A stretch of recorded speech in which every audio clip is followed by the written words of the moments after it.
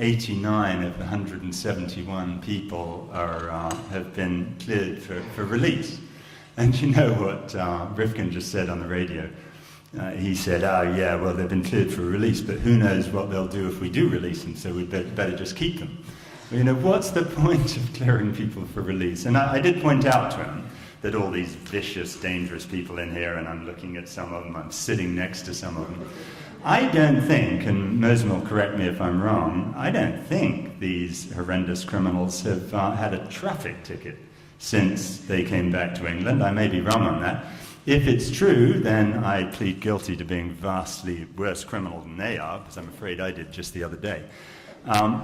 And, you know, it's stunning. But what got me so angry in the very beginning of this was the sheer hypocrisy of it. When I first saw, and I'm American as well, I'm half British, so I get to apologize for everybody. But, you know, when I first saw that my country was saying we stand for the rule of law and democracy, and what are we going to do? We're going to set up a prison in Cuba, for goodness sake, which is a place we've said doesn't have any of that, and what we're going to do there is we're going to deny people any rule of law or anything. And then you go down there, and the first time I went down there in 2004 and met Mosen, you know, you see the motto of Guantanamo, and it says, honor bound to defend freedom. And, you know, I thought, wow, these people have got a sense of humor. And, you know, we were going, I've told the story, these guys know it, but it just made me laugh so much. We went into McDonald's, and I had my minder, this colonel, very nice chap, because we were considered very dangerous. We were the lawyers. And I was told by one of the guards that they'd been told that we were the enemy. And so you had to have a minder everywhere you went. And I had this colonel, and we walk into McDonald's, and there's this junior soldier salutes him and says, honor bound, sir. And he salutes back and says, to defend freedom, soldier. And I laughed, but I thought it was a joke. I thought it was for my benefit.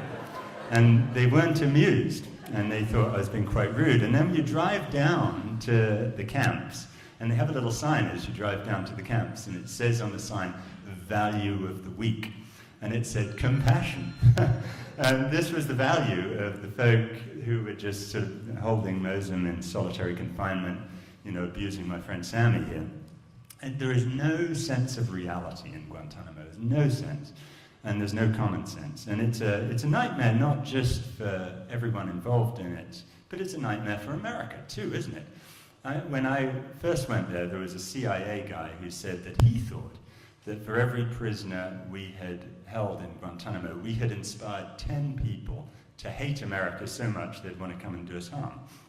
That was in 2004. And I think there's probably a lot of truth to that. And yet, years later, how many more people have we inspired to hate us? And how much more dangerous has that whole place made us? So my good friend, I think I used that slightly loosely, David Rifkin, speaking on behalf of the American government today, is saying that we want to keep it open forever because we need it to detain the evil people like sitting up here with me. I mean, it's just so sad and so wrong. But I did want to talk about Shaka because we have these anniversaries. And when I saw Shaka in November, you know, that was when he just had his 10th anniversary, actually, of first being detained in Afghanistan. That was on November the 24th. He was first detained by the Americans on Christmas Eve, on the 24th of December, and he was detained in Bagram. And I think that's an important anniversary because Shaka was abused horribly in Bagram. He was one of the first 5 people to get there. And the things that happened to him were absolutely ghastly. And one thing I suspect we'll all hear tomorrow is the result of, you know, whether they're going to have criminal prosecutions for certain complicity by the British in some of those abuses. Well, look, Shaka Rama, there's no question but that there needs to be a full criminal investigation into what happened to him in Bagram. Then he went to Kandahar, and it wasn't until Valentine's Day of 2002 that he ended up in Guantanamo Bay.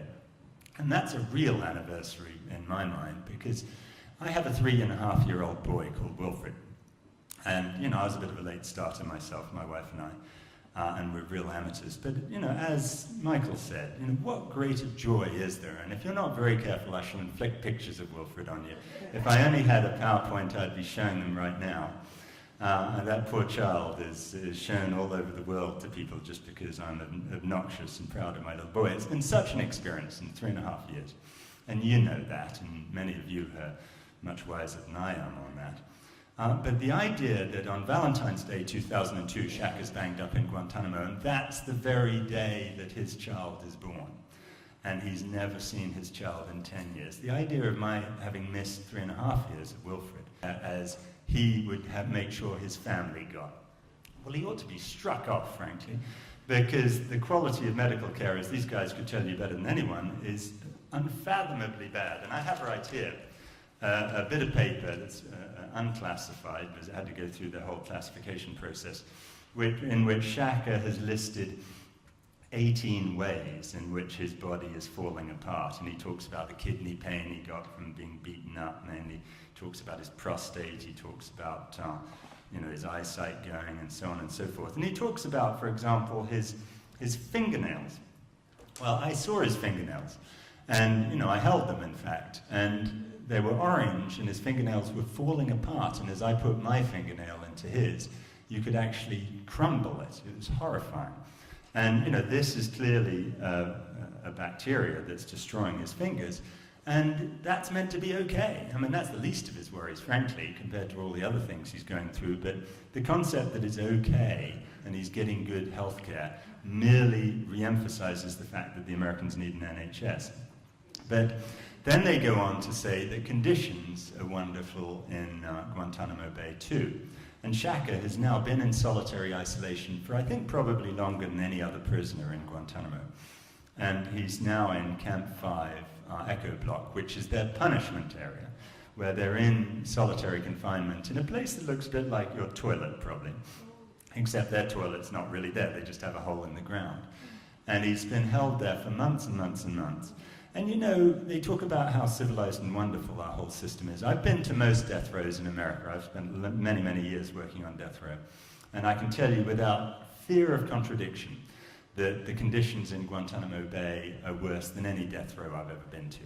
And this is for someone who's committed no crime, who's never going to be convicted of committing a crime, who's been cleared for release for 4 years, and they have the gall to say conditions are okay. They're not, they're horrible. And so we remember Shaka, and we remember our obligation to him. We also remember many of the other prisoners, and I think it's very important to have their stories out there. And that's our obligation in terms of, Ahmed Belbacha, who lived down in Bournemouth for a while, and actually John Prescott gave him a tip one time because he was working in a hotel, and old Two Jags thought he had done quite a good job cleaning up the room at the Labour Party conference, and so gave him a tip. We did approach Prescott to see if he would act as next friend for Ahmed and get him back to Britain, but he never replied. But, we've got to remember all of these people who are left in Guantanamo Bay and who we need to get out of there. We also need to understand a bit about why folk aren't being released. With Shaka, it was originally that the US wanted to send him to Saudi Arabia, and they wanted to do that because we have a First Amendment in America. We believe in free speech as long as it's not one of these people. And so what we wanted to do was make damn sure that we didn't send Shaka back to Britain, where he would give irritating interviews in the media about what's really going on in Guantanamo Bay. And we wanted to send him to Saudi Arabia so they could gag him. Now, that's not happened, thankfully. But now the reason that he's not being released is because of the idiotic laws that David Rifkin was just defending on the radio. He actually quoted the NDAA. And what that says is just unfathomable. That we've now passed a law that identifies 171 people and says that those people have to be held until the Secretary of Defense personally, Leon Panetta personally, signs something saying, I promise that Shaka Rama won't commit a crime in future. And what's more, I promise that Britain's not a failing state facing revolution imminently, which probably sadly is not. But he also has to promise that the British intelligence services will share with the Americans everything that they know about Shaka's associates. Well, I'm proud to say that I'm one of Shaka's associates, and so I take it that means the Brits have to share the wiretaps that are doubtless on my email, which my wife and I do periodically send polite messages to the intelligence services apologizing for being so boring.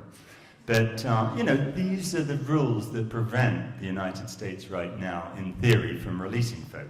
But as Michael said, it's only in theory. In practice, if they had the moral courage to do it, they could do it. And they're only going to get that moral courage if we do our job. And I'm here to say that I don't feel I have done my job for the last few years. I think there are other people who I want to recognize, frankly, right here, with Reprieve, Corey and Tara and Courtney, who have been going to Guantanamo much more than I have.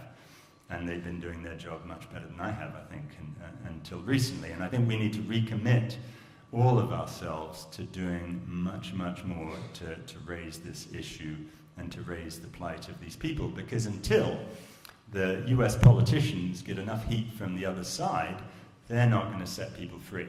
Look, I'll tell you, Sami El-Hajj was not set free because of any court of law. He was set free because of the court of public opinion. And one of my many regrets in life is Sami's free. It's really irritating. He was such a great client to have in Guantanamo. I hate to say this, Sami, but I really miss you being in prison. Because Sami did so much good. And I remember telling the American military, and they didn't like this, but I said, you people are truly insane, because you won't let journalists from any country or any place in the world come in here to talk to prisoners. You won't let the BBC in, you won't let American people in. And you know the people you most hate? You hate those Al Jazeera people, and you let them have a journalist in Guantanamo who's able to interview anyone he wants and write whatever reports he wants. And I used to so enjoy coming and getting Sami's latest set of reports and then trying to get them through the censors and so we could publish them on Al Jazeera. And it was that power that got people out of Guantanamo. It wasn't the lawyers, it was that power of the stories, the court of public opinion. Now, I don't want to be all negative, because frankly, Michael said a bit about how tough some of these things are. I don't think for me it's tough at all. I can't think, I've had a few entertaining moments when they tried to bang me up, but frankly, they give you some good stories, particularly when with Shaka they tried to bang me up for supposedly smuggling underpants and Speedo swimming trunks into him. I got this letter, I thought, my goodness, is it April Fool's Day? I can't believe these people. And I wrote back to him saying, I'm going to give you some free legal advice, that if you think Shaka has got Speedo swimming trunks and you're afraid of him swimming, the only place he can swim is in his toilet. So all you have to do is put a little sign above it saying, we don't piss in your swimming pool, so please don't swim in our toilet. And that should solve the problem.